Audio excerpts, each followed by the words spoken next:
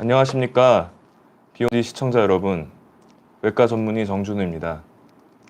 또 오랜만에 찾아뵙게 됐는데요. 제가 이번에 이 스튜디오에 이제 한 세 번째쯤 되는 것 같습니다.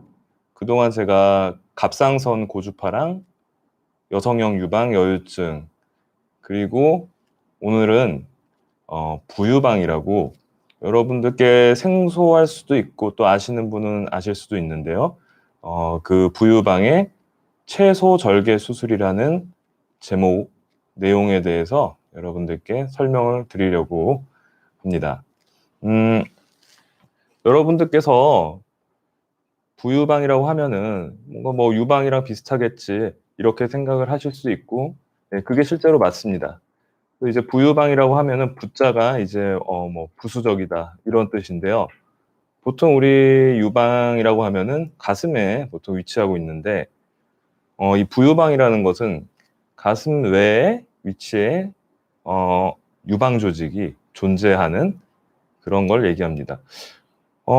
이게 아직까지도 병이라고 하기도 좀 그렇고, 그렇다고 단순 증상이라고 얘기하기도 좀 그거보다는 좀 어떤 여러 가지 불편을 주기 때문에 아직 좀 개념이 좀 모호한 부분도 있는데, 점점 우리나라도 지금 서구화되는 추세에서 점점 이제 부유방 환자들이 증가하고 있는 추세고, 이에 따라서 여러 가지 치료법들이 나오고 있습니다. 그래서 오늘은 그 치료법들 중에 채소 절개 방식으로 수술을 하는 그 부분에 대해서 더 중점적으로 설명을 드리고자 합니다. 네. 부유방이란 아까도 말씀드렸지만 정상 유방 위치 외에 존재하는 유방이고요. 간략히 이제 보면은 그 유방 조직이 존재할 수 있는 위치가 어디냐면 겨드랑이에서부터 사타구니까지 이렇게 쭉 이 라인을 따라서 존재할 수 있습니다. 우리 그 포유류 동물들 보면은, 특히 동물들은 이렇게 여러 개의 그 유방이 있어서 많은 그 새끼들한테 수유를 할 수 있는데요. 이제 그런 사람도 일단 포유류이기 때문에 비슷한 조직 이런 학적 요소를 갖고 있습니다.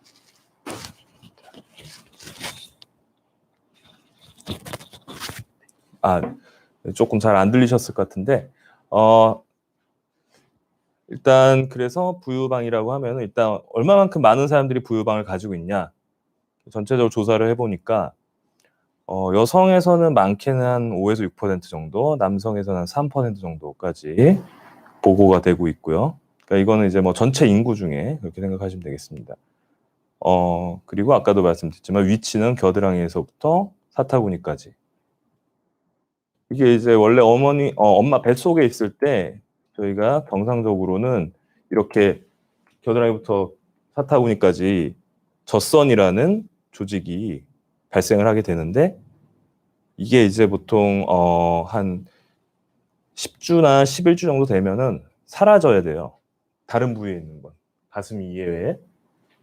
근데 이게 태어날 때까지 계속 이제 퇴화하지 않고 남아있게 돼서 태어나면서 계속 가지고 있게 되는 겁니다. 그 똑같은 이제 유방 조직이기 때문에 유방에서 생길 수 있는 여러 가지 질환을 똑같이 보일 수 있고요. 대표적인 게 이제 유방에서 생기는 뭐 유선염 같은 게 똑같이 생길 수도 있고, 또 심한 경우엔 농양 또는 또 종양, 암까지도 생길 수 있다는 보고가 있습니다. 부유방의 종류는 뭐 다양하게 나와 있지만 가장 이제 흔한 경우가 이 네 번째 타입으로, 바깥에서 봤을 때는 뭐 유두나 유류는 보이지 않는데 초음파나 이제 엑스레이 찍어보면 안쪽에는 유선 조직이 가슴과 똑같은 유선 조직 형태를 가진 불룩한 덩어리가 존재하는 그런 타입이 가장 많은 걸로 되어 있고, 그렇기 때문에 어떻게 보면 환자분들이 좀 자각을 하시는 게 좀 늦는 경우들이 있어요. 이게 부유방이구나라는 걸 좀 늦게 아시게 되는 경우가 있어요. 그리고 이렇게 사진으로 봤을 때 이제 우리나라에 이제 가장 많은 형태는 이렇게 약간 겨드랑이 좀 애매하게 이렇게 좀 불룩해서 좀 꽉 끼는 옷이나 뭐 이렇게 속옷, 또 나시 옷을 입었을 때 좀 튀어나와서 그냥 뭐 살이겠거니 이렇게 좀 착각하고 잘 모르는 경우들이 제일 많은데, 좀 이제 심해지면은 이렇게 유두까지도 보일 수 있고, 부유두라고 해서. 그리고 또 이제 외국 사람 사진인데, 이렇게 이 제일 끝에 보면은 똑같이 가슴처럼 유륜하고 유두가 같이 있어요. 그래서 이런 경우까지 다양하게 존재할 수 있습니다. 만약에 이제 유두나 유륜이 있으면 더 빨리 의심을 해보고 오실 텐데, 이제 아까 말씀드린 대로 약하게 좀 살짝 나와 있는 정도이기 때문에 오히려 또 진단이 늦고 늦게 병원을 방문하시는 경우가 꽤 많습니다.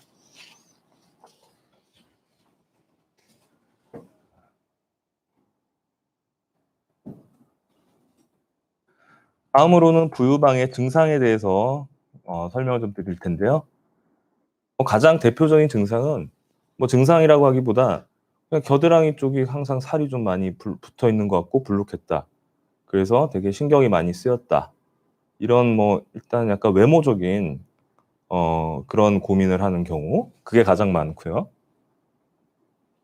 이제 여성의 생리가 이제 시작되는 나이 이제 지나서 뭐 왕성하게 여성 호르몬이 분비되는 한 20-30대에 가서 더 이제 통증, 생리 주기에 따른 통증을 유방통처럼 느끼는 경우들이 이제 생기는 경우가 또 많고, 또 살이 찌거나 뭐 또 출산 이후에 좀 이제 더 튀어나오게 되면서 알게 된다. 뭐 이런 경우들도 많이 있었습니다. 근데 이제 이런 경우에는 또 어떻게 보면은 또 살이 쪘다는 부분은 또 약간 지방 성분이 많이 붙었기 때문에 나온 걸 수도 있기 때문에, 또 살을 빼면은 또 원상복귀되는 경우도 있어서, 이런 경우에는 이제 진짜 부유방인지 가짜 부유방인지 좀 감별이 필요할 수 있습니다.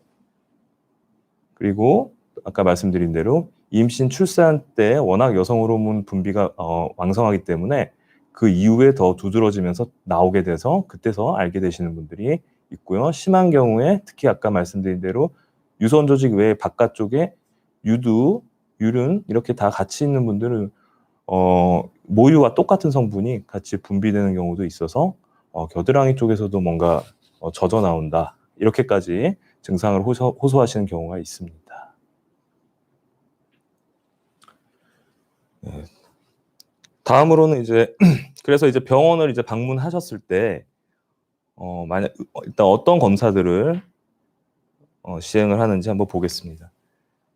부유방 검사 역시 여러분들께서도 해보신 적이 있겠지만 유방 촬영, 유방 초음파와 비슷한 검사를 통해서 확인을 하게 됩니다. 그래서 이제 유방 촬영을 했을 때 사진을 보시면, 이때는 여기 가슴 쪽을 볼 게 아니라 겨드랑이 좀 더 위쪽을 보게 되는데, 여기에도 이 가슴 쪽에 있는 조직과 비슷하게 하얗게 보이는 조직이 보이시죠? 이제 이것이 이제 똑같이 유선 조직이 겨드랑이에 위치하고 있다는 것을 보여주는 거고, 또 이제 이 경우에는 초음파를 봤을 때 초음파상에서 원래 이 부분이 까만 지방으로 돼 있어야 돼요. 겨드랑이 부위인데, 그런데 여기가 이제 하얗게 이런 유선 조직과 동일한 비슷한 조직들이 보여요. 이걸로 이제 부유방이 가능성이 높겠구나, 이렇게 좀 이제 의심을 하고 더 진단까지도 가능하게 됩니다. 그래서 대개 부유방 자체는 뭐 혹이 있거나 뭐 염증이 있거나 이러지 않은 이상 그 자체로 조직 검사까지 하게 되진 않고요. 일단은 영상 검사를 통해서 확인을 하고 치료 계획을 세우게 되십니다.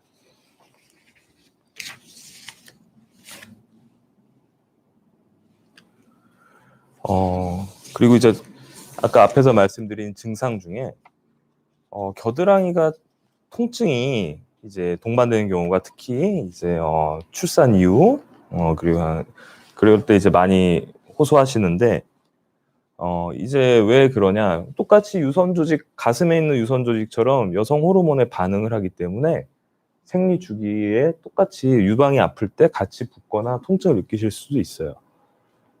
그리고 이제 그럴 때 보이는 반응이 똑같이 생리 때 보이는 이 섬유낭정성 변화 또는 유관확장 등이랑 비슷한 또 변화를 보이기 때문에 유방통과 유사한 기전으로 발생한다고 보시면 되겠습니다. 그리고 간혹 드물지만 유방에 생기는 혹과 똑같은 섬유선종 그리고 섬유낭종성 변화 등으로 인해서 통증이 생기거나 더 만져지는 혹이 뚜렷하게 느껴지실 수도 있어요. 근데 혹은 상당히 드물긴 하지만 생기는 경우에는 또 주의 깊게 진단을 하고 또 관찰하거나 치료를 해야 될 수 있습니다. 전체 유방암에서 약 되게 극소수지만 그래도 한 1% 내외로 발생했다는 보고도 있고요. 그래서 여기에서 이제 암이 생겼을 때 특히나 또 침윤성 암이 많고 초기암은 드물어요. 그리고 이제 부유방에 아까 위치가 여러 군데 있었죠. 꼭 겨드랑이만 있는 게 아니라 사타구니 뭐 이렇게 라인을 따라서. 근데 그 중에서도 대부분은 뭐 절반 이상이 이제 겨드랑이 쪽에서 발생하고 또 겨드랑이에서 생겼기 때문에 유방암이 잘 전이하는 겨드랑이 임파선 쪽으로 전이도 잘 이루어진다고 돼 있어서 예후가 더 좋지 않은 경우가 많다고 합니다. 그리고 이제 보통 유방암은 한 40대 후반, 50대 초반에 잘 생기는데 보통 유방암보다 후발 연령도 낮기 때문에 젊은 연령에서 겨드랑이에 멍울감이나 통증이 있을 때는 지체 없이 한번 유방 전문의에게 진료가 필요하겠습니다. 네.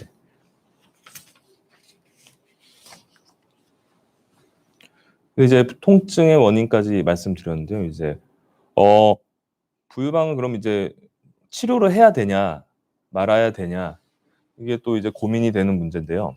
일선에서 이제 진료를 보는 의사들도 이거에 대한 명확한 기준을 딱 아직까지 정해놓고 있지는 않는데 그래도 어느 정도 공통적으로 동의하는 이제 치료의 기준은 다음 장에서 한번 설명드리도록 하겠습니다. 그러니까 부유방 제거가 필요한 경우는 일단 먼저 고려해야 될 게 뭐 가슴 이외에 유선 조직이 있다. 이건 뭐 부유방의 기본 조건이고요. 이제 이것도 좀 외관상의 문제긴 한데 브래지어나 이제 속옷, 나시 같은 걸 착용했을 때 겨드랑이 살이 너무 많이 빠져나와서 불편하거나 외모에 컴플렉스가 많이 심하다 이렇게 호소하시는 분들 한번 고려해 볼 수 있고 당연히 아까 앞에서 말씀드린 것처럼 통증이 심해서 매달 생리가 올 때마다 반복적으로 고생하시거나 힘들어하실 때도 고려해 볼 수 있겠습니다. 그리고 이제 그 전에 모르다가 임신 출산 후에 갑작스럽게 겨드랑이가 튀어나오면서 살이 늘어지고 이런 경우에는 만약에 이제 겨드랑이에 이 멍울 돌출이 잘 들어가지가 않아요. 임신 출산 후에 오히려 나오게 되면. 그렇지만 또 바로 치료를 했을 때는 효과를 또 되게 극명하게 볼 수 있기 때문에 이런 경우에도 치료를 한번 고려해 보시는 거를 많이 추천을 드려요. 그리고 이제 이거는 뭐 가장 확실한 뭐 하나의 이제 치료의 이유가 되는데 통증의 원인이 혹이 확실히 있거나 이 혹의 모양이 유방암과 비슷한 어떤 악성 가능성이 있는 경우 이런 경우에는 반드시 제거를 고려해 보는 것이 필요하겠습니다. 밑에 사진에서도 이 환자분은 처음에 오실 때는 그냥 겨드랑이가 예전부터 조금 불룩했다. 이건 본인이 그렇게 알고 계셨던 거고 그냥 잘 지냈는데 어느 날부터 더 뭔가 뻐근하면서 만져지는 느낌, 약간 멍울감이 생겼다 이렇게 말씀하셨어요. 그러니까 더 약간 불룩한 가운데 그 안에서도 뭔가 더 만져지는 게 있었다 이렇게 말씀하신 거죠. 그래서 이제 이분도 검사를 해봤죠. 초음파 검사를 했더니 이렇게 이 하얀 아까 말씀드린 유선 조직 같이 생긴 부유방 조직 안에 까만 이렇게 약간 길쭉한 타원형의 종괴가 보였어요. 그리고 더 확대해서 봤을 때도 지유방에 생겨 있는 혹 같은 모양새를 띠고 있어서 일단 이분은 부유방에 대해서 치료를 하면서 같이 혹도 제거하는 수술을 시행하기로 했습니다.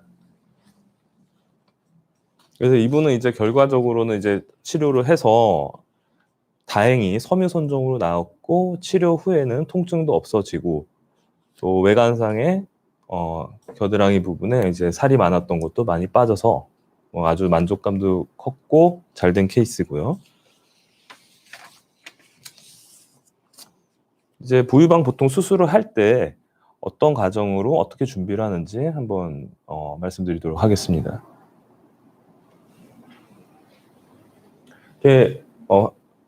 바로 뒷짐지고 서 있는 자세에서 이제 제일 많이 튀어나와 있는 부분을 중심으로 이렇게 여러 등고선이라고 하죠. 그러니까 가장 올라와 있는 부분, 그 다음 이렇게 해서 수술할 때 가장 집중적으로 제거와 또 지방 흡입을 해야 되는 부분을 미리 헷갈리지 않게 표시를 해놓는 거죠.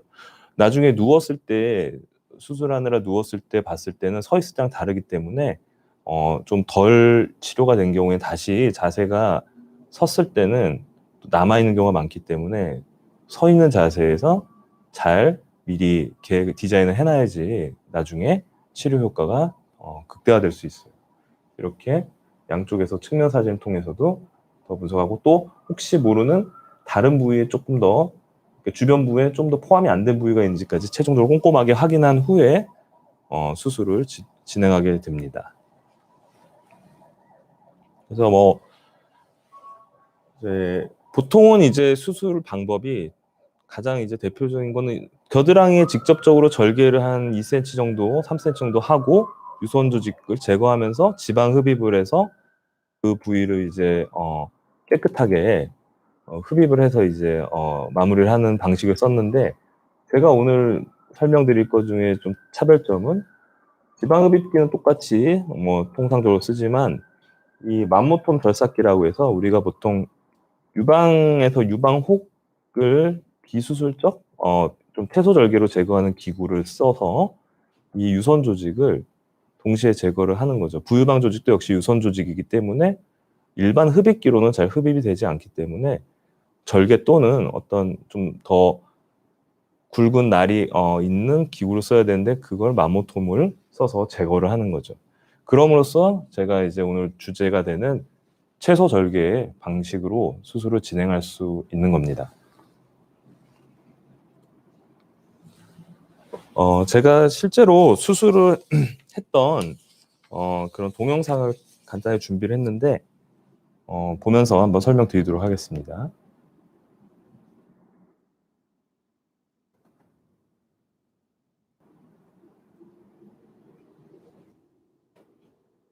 환자는 30세 여자 환자고, 일단 이분도 과거부터 양측 겨드랑이가 특히 우측이, 여기서 보시면 나와 있지만 우측이 좀 더 많이 나와서 항상 비대칭도 있고 또 불편함을 느꼈고, 그렇게 해서 내원을 한 케이스입니다. 이제 수술 전에 준비 상태에서 양측에 가장 튀어나와 있는 부위인데 오른쪽이 확실히 좀 더 두드러지게 블록한 걸 보실 수 있고요. 지금은 팔을 붙이고 있기 때문인데 이제 팔을 사실 벌리면 좀 더 이렇게 튀어나온 게 확실히 보이긴 해요. 그래서 그런 거는 따로 이제 사진을 찍어서 저희 다 준비할 때 다 저장을 하고 나중에 비교를 하기 위한 자료로 씁니다.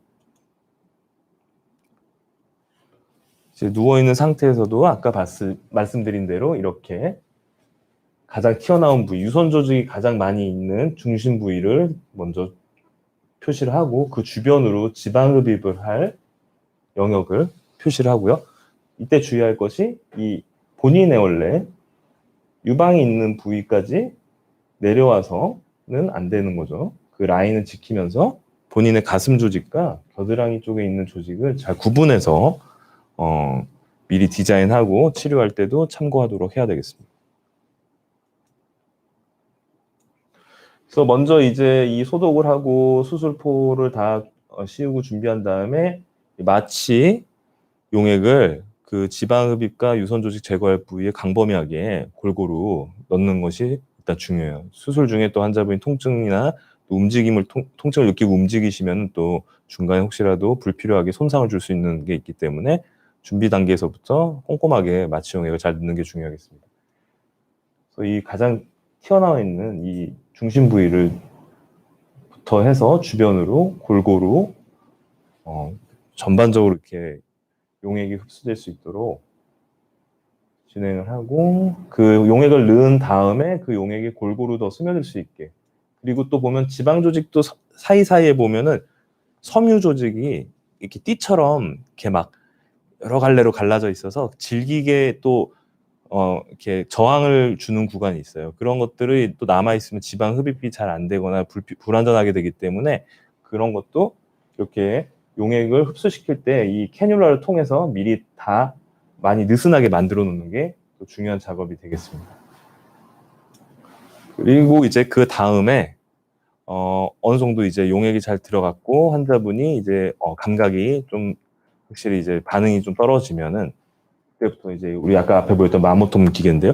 마모톰 기계를 넣어서 일단 먼저 가장 중심이 되는 유선 조직 있는 부위를 초음파를 보면서 마모톰 기구로 절삭을 합니다. 눌렀다 버튼을 이제 넣었다 뺐다 하면서 제거하고 이제 초음파를 보면서 실제적으로 여기 그 유선 조직 있는 부위를 계속 돌아가면서 보시면은 날이 들어가서 유선 조직을 절삭하고 또 바깥으로 빼내고 이런 작업을 계속 반복해요. 좀 더 확대하면은 여기에 이제 유선 조직이 있던 부위인데 피부가 여기에 안 물려 들어오게 조심하시는 게 또 아주 중요한 포인트가 될 거예요.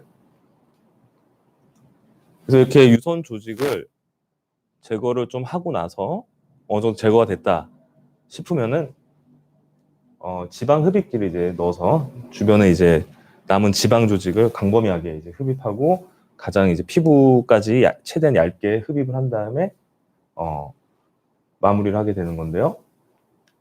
이때도 역시 아까 유선 조직을 제거한 부위에 남아있을 약간의 잔존 조직들은 지방 흡입기로 열심히 계속 흡입을 해내야 돼요.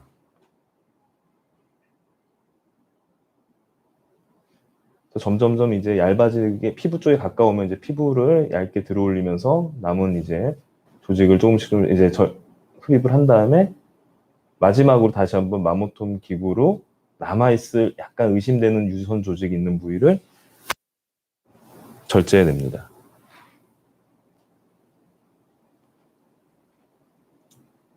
끝나고 나면 일단 여기가 지금 피부가 약간 이제 좀 흐물흐물해진 거죠. 그 밑에 채우고 있던 유선 조직과 지방 조직은 일단 제거가 된 상태이기 때문에 그 위에 있던 피부만 지금 약간 탄력이 없이 조금 좀 처져 있는 상태인데요. 이렇게 지금 누워있는 상태에서 봤을 때 어느 정도 이 라인도 좀씩 들어가고 이렇게 돼 있습니다. 그래서 일단 수술 동영상은 이렇게 보여드렸고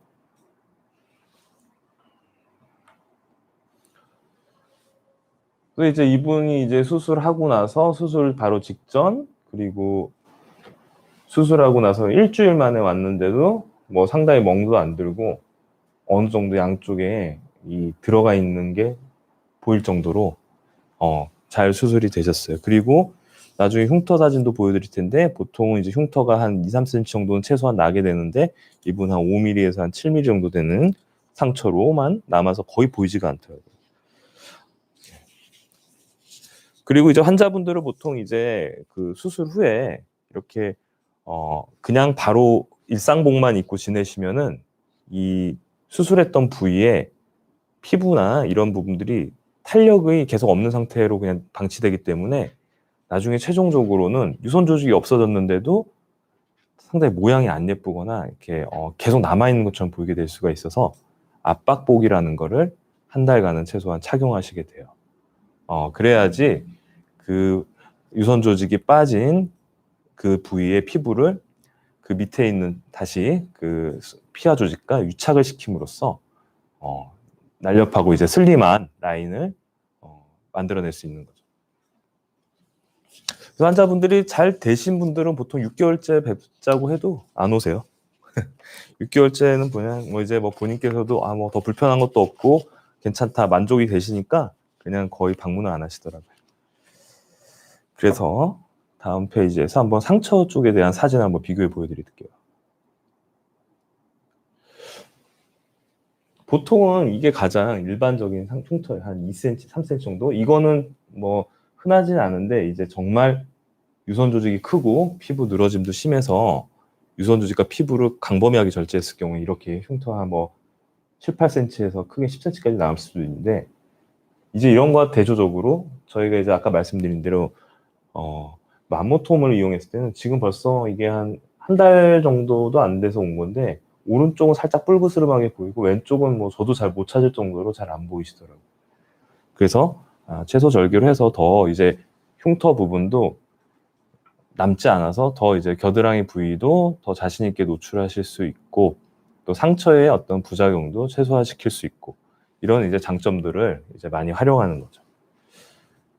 그래서 보통 이제 채소 절개로 한다 하면은 저희가 한 5mm 정도에서 뭐 최소 5mm에서 한 1cm 사이에 이제 살짝 구멍을 내고 기구를 넣어서 다 진행을 할 수 있습니다.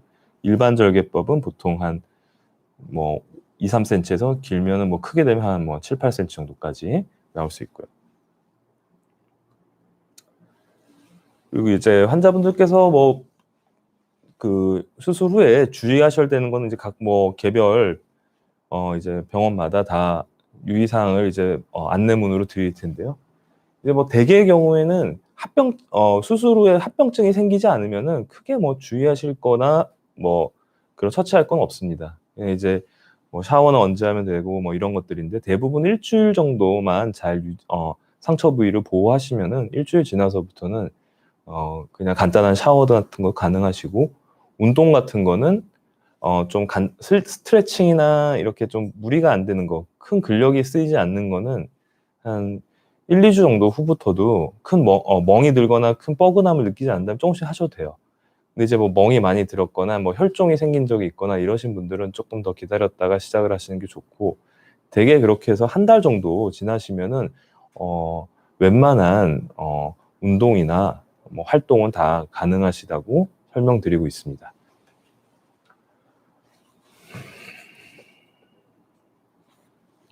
그 이제 수술 후에 환자분들이 이제 가장 많이 호소하시는 증상 중에, 수술 전에 분명히 설명드렸는데도 막상 이제 수술 후가 되시면 이제 또 이제 들어가고 나가고 이제 겨드랑이 통증은 없어졌는데 오히려 감각이 없다. 그래서 너무 좀 내 살 같지 않다. 네, 근데 이거는 이제 부유방 수술에 어쩔 수 없는 한계인데, 아무래도 광범위하게 지방 흡입을 하고 피부 밑에 조직들을 흡입을 하기 때문에 아무래도 피부의 그 감각을 담당하는 신경들이 어느 정도는 좀 영향을 받을 수밖에 없고, 그래서 이제 어느 정도 회복되는 시간이 신경 같은 경우에는 최소 뭐 몇 주 단위가 아니라 몇 개월 단위이기 때문에 좀 기다리셔야 된다, 이렇게 설명을 드립니다. 그렇지만 어느 정도 회복이 되시고 적응이 되시기 때문에 영구적으로 본인께서 뭐 감각에 이상을 느끼실 일들은 거의 없습니다. 그리고 또 이거는 이제 되게 좀 어려운 문제기도 하고 또 환자분들의 민감한 문제긴 한데, 처음에는 이제 잘 되고 양쪽이 다 어느 정도 빠졌으니까 만족스러워하세요. 근데 아까 말씀드린 대로 한 6개월 지나서 방문을 하시는 분들께서는 어떤 문제를 말씀하시냐면 양쪽이 다르다. 그러니까 대칭이 아니다. 아직 이쪽이 남은 것 같다. 이렇게 좀 설명을 이렇게 필요로 하시는 경우들이 있는데, 이런 분들께 그때 오셨을 때 검사를 해보면 실제로 유선 조직이 남아있진 않으세요. 뭐 지방의 어떤 두께가 좀 다를 수도 있고 하지만 이 부분은 사실 변수가 좀 있는 게 6개월이라는 시간 동안에 또 본인의 또 체중 관리 부분도 있고, 또 흡입했을 때도 사실은 지방 흡입 양을 양쪽을 뭐 어느 정도 양을 맞추지만 어떤 부위를 딱 찝어서 더 양쪽을 똑같이 뽑고 이런 아주 정밀한 이런 개념은 적용시키기 좀 어렵습니다. 그래서 경험이 중요하겠지만 그런 어느 정도 이제 경험과 감각을 통해서 해야 되기 때문에 약간의 오차는 발생할 수 있고, 또 이제 유선 조직이 남아있는 경우가 아니라면은 뭐 그런 부분들은 다시 또 이제 운동이나 체중 관리를 통해서도 어느 정도 효과를 보실 수 있기 때문에 좀 관리를 해보시라, 이렇게 설명을 드리고 있습니다. 그리고 이제 피부가 뭐 되게 돌처럼 딱딱해졌다. 그래서 너무 뭐 흉하다. 이러는데 이것 역시 오래가는 경우는 별로 없어요. 대부분 이제 처음에 임파관들이 다 약간 손상이 되고 뭐 시술 중에 잘려 나가서 그 부위가 피부가 이렇게 잘 이제 뭐 배출이 잘 안 되고 노폐물 같은 게 이런 게 쌓여서 생기는 것들인데, 이것 역시 이제 보통 웬만해서 다시 뭐 수술해야 되거나 손을 봐야 될 일은 없고 시간적인 문제로 보통 설명을 드립니다. 그리고 이제 피부가 이제 또 아까 말씀드린 이게 피부 처짐이랑 비슷한 개념의 피부 주름인데요. 그 환자분들이 피부가 많이 이제 쭈글쭈글해졌다, 이렇게 말씀을 하세요. 아무래도 블록했던 게 빠지면서 들어가면서 이제 붓는, 이렇게 밑에서 압박복에 의해서 스트레칭이나 운동을 하시면은 장기적으로는 분명히 좋아지시게 돼 있고, 또 뭐 그거에 의해서 효과가 좀 느리다, 더디다면은 레이저나 또는 고주파 이런 마사지 같은 치료를 해보시라고 권유를 드리고 있어요. 그렇지만 중요한 거는 시간이 어느 정도 이제 받침이 돼야지 이게 어느 정도 이제 또 효과를 보실 수 있다. 이 부분 좀 기다려 주셔야 된다. 이렇게 설명드립니다. 이 모든 이런 일들이 이런 증상들이 생기거나 이렇게 걱정하실 수 있겠지만 가장 중요한 건 수술이 일단 판단했을 때 잘 됐다 싶으면 걱정 안 합니다. 그래서 이 부분은 이제 의사가 담당 주치의가 환자분에게 어떤 그 확신과 심리적 안정을 드리는 게 더 중요하다고 저는 생각합니다. 그리고 압박복은 이제 보통 한 달 동안은 최소 하루에 반 이상은 착용하고 계시라고 가급적 권장을 드려요. 그래서 이제 압박복에 의해서 중요한 또 이제 어떤 문제가 압박복을 너무 답답하니까 이제 계절에 따라서 이 잘 착용하시고 또 좀 덜 착용하시고 이게 편차가 좀 있더라고요. 아무래도 뭐 좀 쌀쌀한 겨울이나 좀 그럴 때는 잘 착용하시고 별로 안 힘들었다고 하세요. 근데 이제 본격적인 여름이 돼서 막 꽉 조이는 이제 막 땀도 나고 잘 이런 시기에는 잘 못 입으시더라고요. 막 일주일 만에 안 입고 오셔서 딱 봐도 벌써 부어 있거나 되게 좀 모양도 잘 안 잡히고 이래서 좀 이렇게 환자분한테 이게 좀 곤란한 경우들이 있었어요. 그래서 아무래도 환자분들이 이 부분은 꼭 잘 본인이 잠깐 고생으로 하더라도 나중을 위해서 투자하시고 좀 참아내신다는 좀 생각을 해주시는 게 좋겠습니다. 그리고 또 저희는 아무래도 가급적 한여름은 이게 조금 힘드실 수도 있으니까 조금 그걸 피해서 하시는 게 더 본인께서 적응하시기 좋을 거다 이렇게 설명을 드리고 있습니다. 그래서 어느 정도 이제 다 빠진 피부나 이런 부분들이 다시 자리를 잡고 여러 가지가 수술 전이랑 비슷한 조건으로 다 회복이 돌아오실 때까지는 한 6개월 정도를 기다리실 것을 권유를 드려요. 그래서 6개월 지나시면 괜찮으시면 거의 다 안 오세요. 네.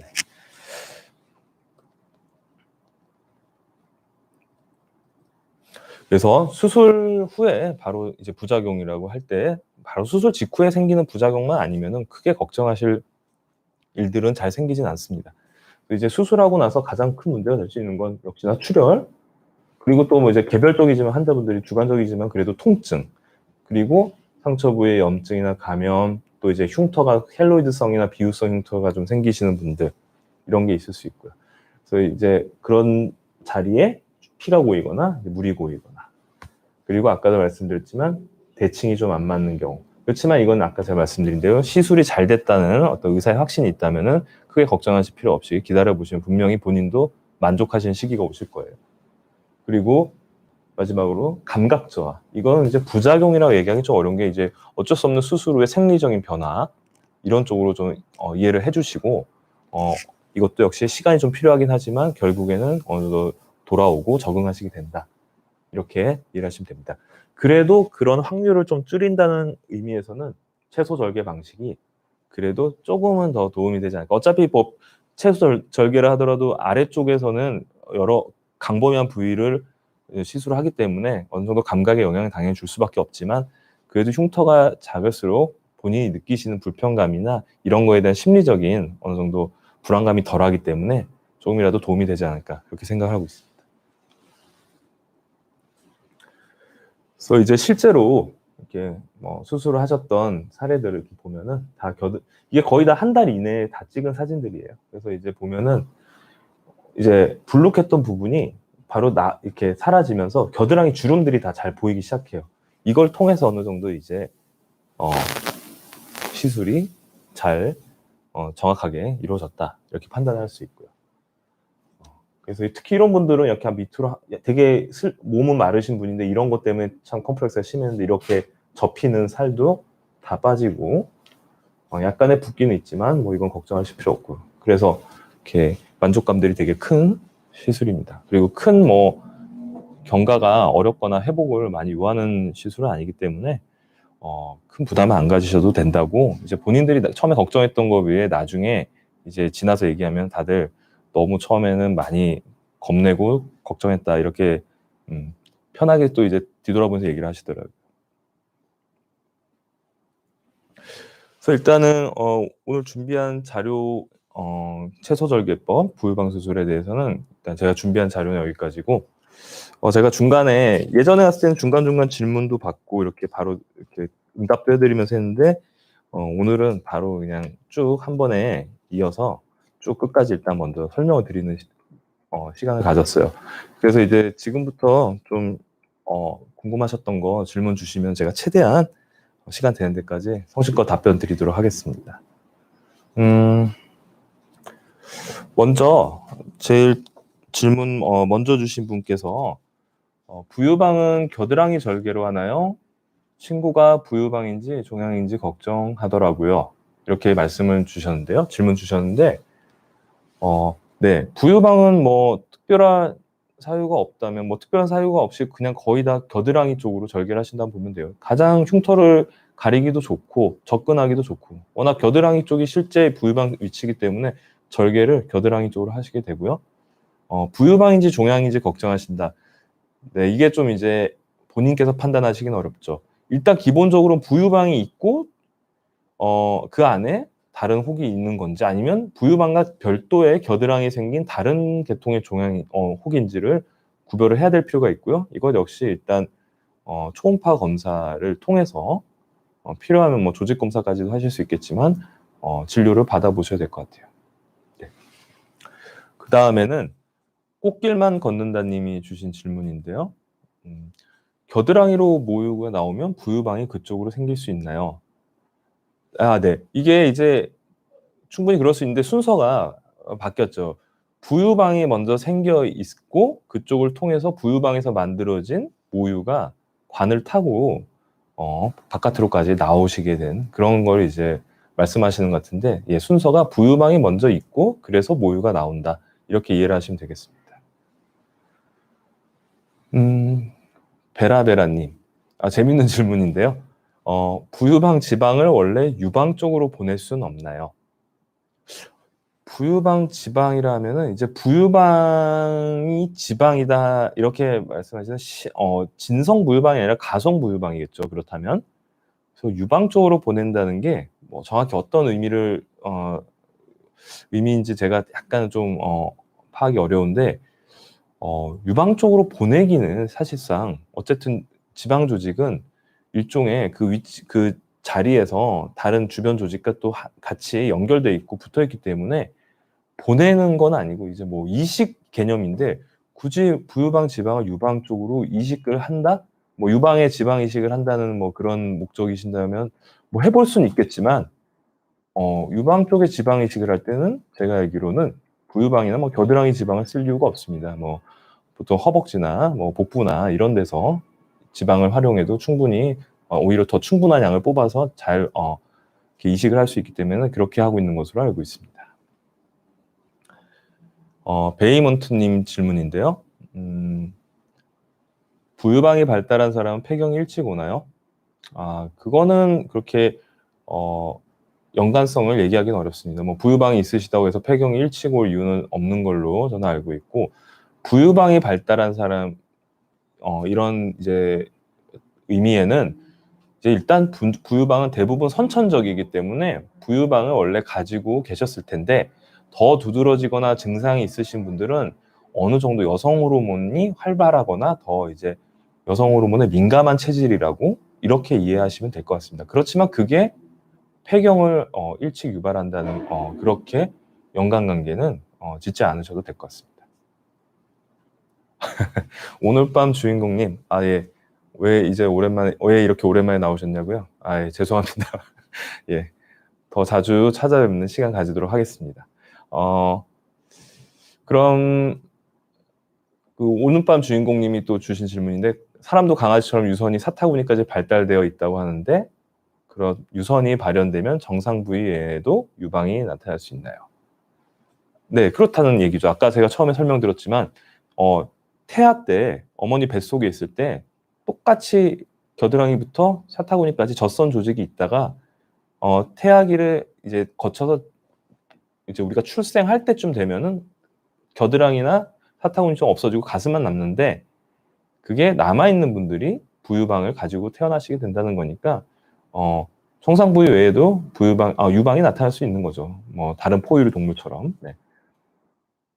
에바킴님, 원장님 30대 초반이고 유방 초음파도 한번 해봤는데 작은 혹은 많지만 별 문제 없다고 했어요. 스트레스 받거나 하면 팔, 가슴, 겨드랑이 다 아픈데 유방통이 계속 지속되는데 어떻게 하나요? 일단 가장 문제는 이거는 이제 부유방하고 직접 관계는 없지만 한번 설명드릴게요. 유방통에서 가장 이제 환자분들이 통증에 대해서 이제 호소하시는 게 겁이 나는 거죠. 유방암이 아니까. 그래서 일단 먼저 제일 중요한 거는 일단은 한번 생리 주기가 한두 번 지날 동안 한번 판단을 해 보시는 거예요. 생리 전에 좀 심해지면서 좀 양측으로 오고 생리가 지나면 좋아졌다. 이러면 좀 생리와 관계된 걸로 판단을 하셔서 좀 지켜보셔도 되는데 한쪽에 국한되거나 생리와 관계없이 통증이 온다. 이러면 이제 유방에 대한 검사를 한번 해 보시는 게 좋고 또 개별적인 본인의 가족력이나 위험 요인이 있다면 더더구나 유방 전문의 진료를 받아보시는 게 좋습니다. 근데 일단 에바키님은 작은 혹은 있지만 별 문제가 없다고 했다고 하셨다면 큰 걱정 안 하셔도 돼요. 일단 대부분의 경우 이렇게 확인을 통해서 심리적으로 좀 더 걱정을 좀 덜면은 좋아지시는 경우들이 상당히 많습니다.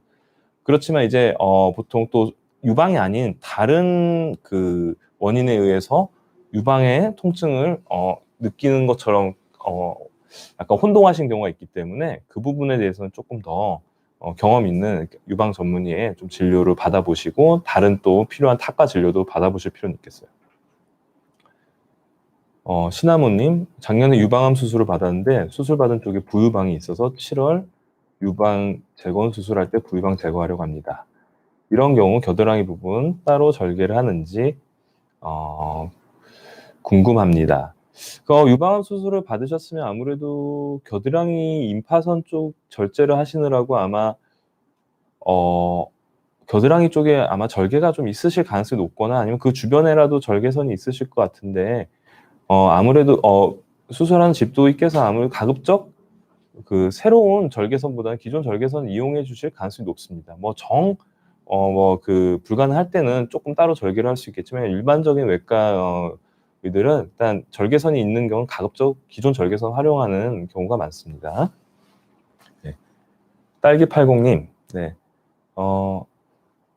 부유방을 제거 안 하면 혈관종 암으로 발전할 수 있나요? 부유방을 제거를 안 한다고 해서 혈관종이나 암으로 발전할 수 있는 뭐 그런 연관성은 아니고요.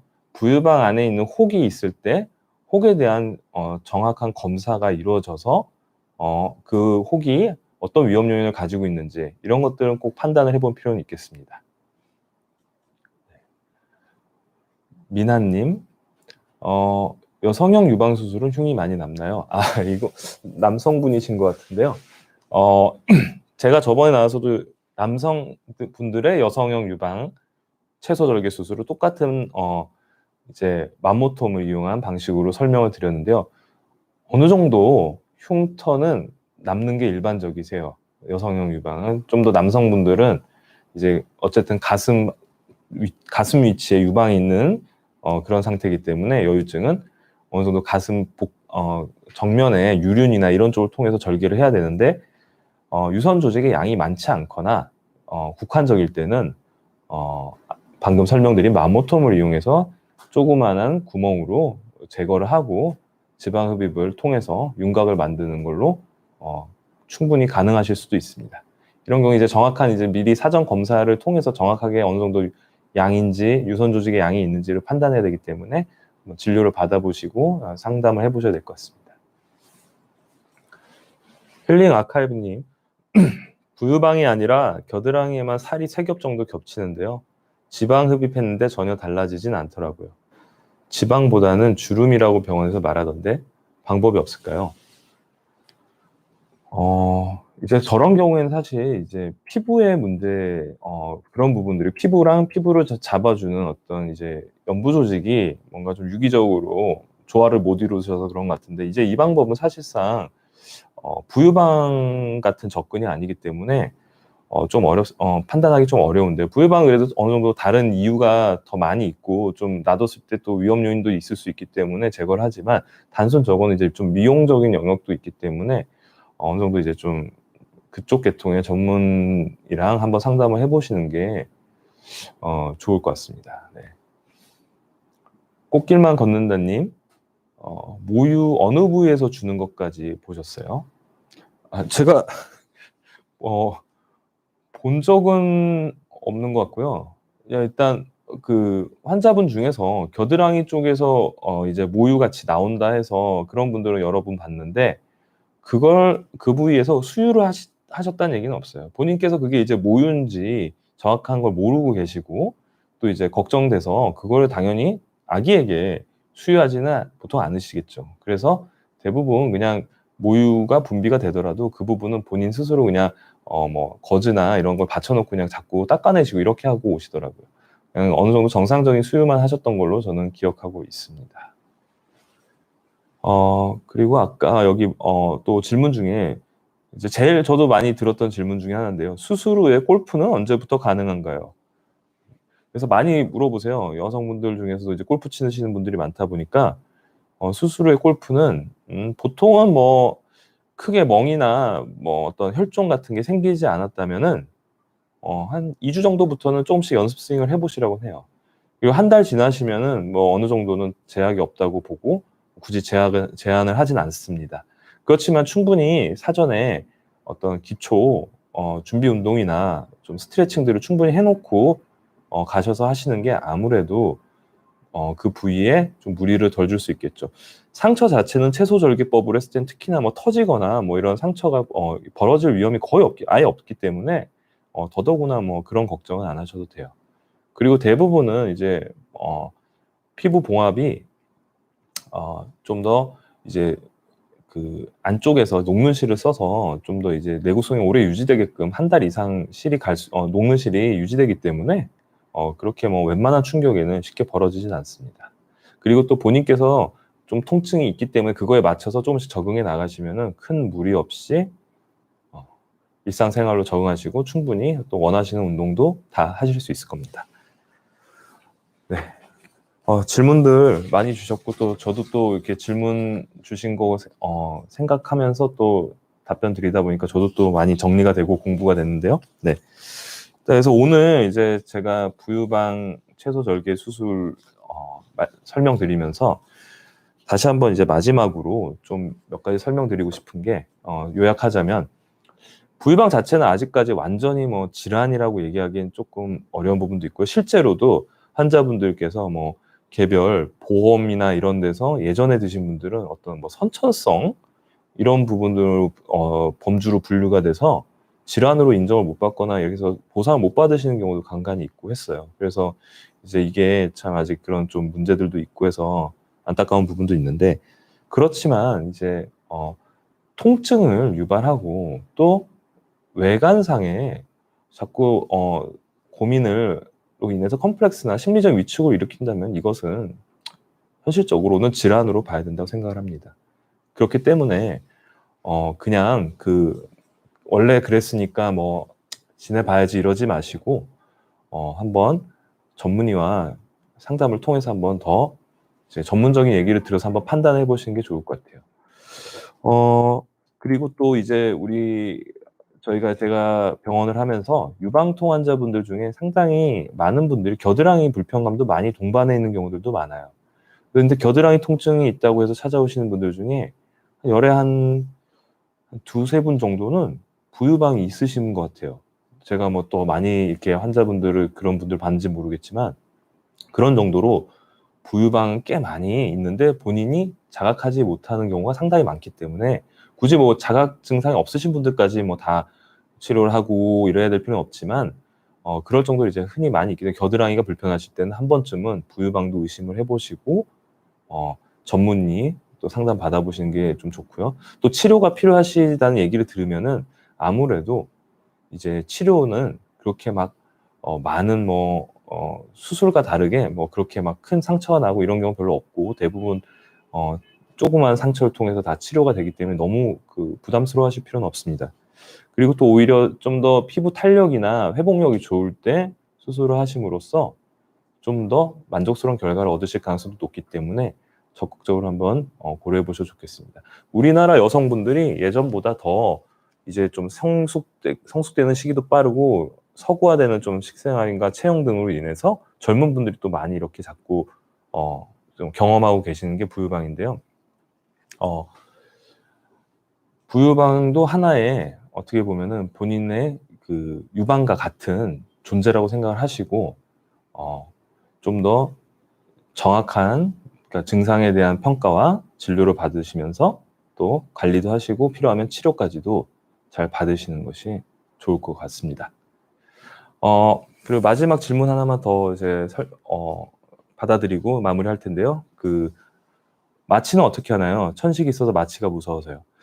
그런 경우는 조금 애매한데요. 보통은 이건 좀 그냥 일반 국소 마취로 하기엔 지방 흡입 부분이 있기 때문에 사실은 조금 일반 국소 마취로 하시기엔 조금 어려울 수도 있어요.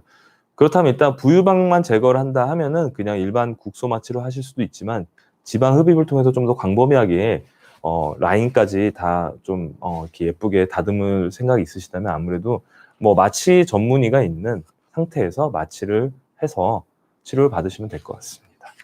네, 오늘 이 부유방 채소 절개 수술